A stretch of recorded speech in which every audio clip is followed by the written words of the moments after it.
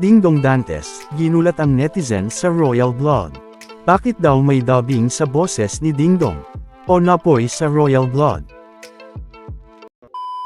Welcome back mga ka-highlights.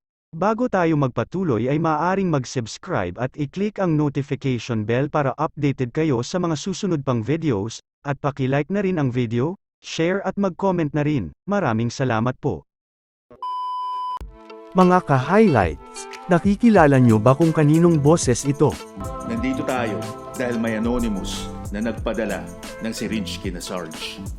Malamang ay napansin nyo rin ito September 18, 2023, matapos mapanood ang episode na ito ng Royal Blood, dahil ito nga ang pinag-usapan ng netizens, matapos mapansin na tila nag-iba ng boses si Napoy, o Dingdong Dantes na gumaganap sa karakter na si Napoy sa Royal Blood. Sabi nga sa mga comments sa kanilang YouTube livestream, ay tila nanunood na sila ng K-drama na may dubbing. Pinag-usapan nga din ang dahilan kung bakit tila naging Tagalog dub, ang kanilang pinapanood na Tagalog naman talaga. Ayon sa ibang mga comments, ay marahil nagkaproblema ang boses ni Dingdong. Kaya naman tila nagkaroon ng dubbing, na paus o malat, kaya ginawa na lang ng paraan. Matatandaang may iba pang mga show si Dingdong bukod sa Royal Blood, ilan na nga dito ay ang Amazing Earth, The Voice Generations, at ang pagbabalik ng Family Feud Philippines, at marami pa.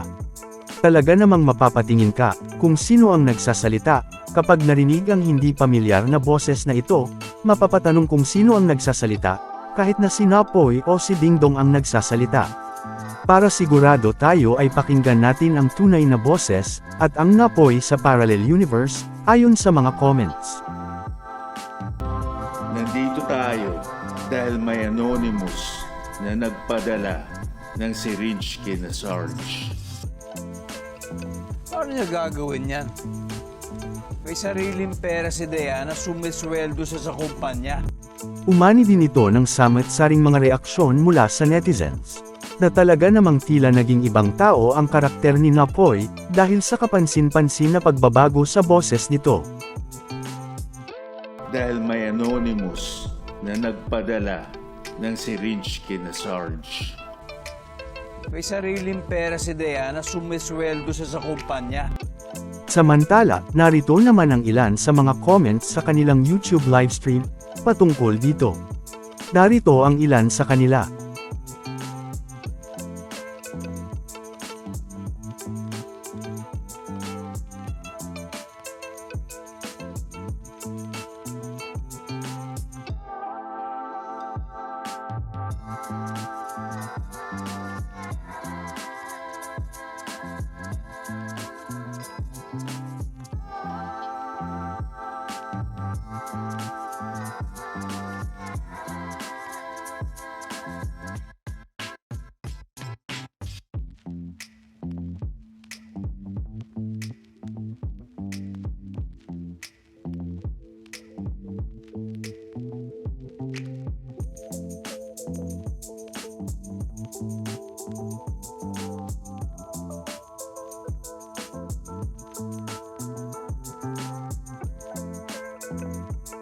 Ano ang masasabi nyo tungkol dito?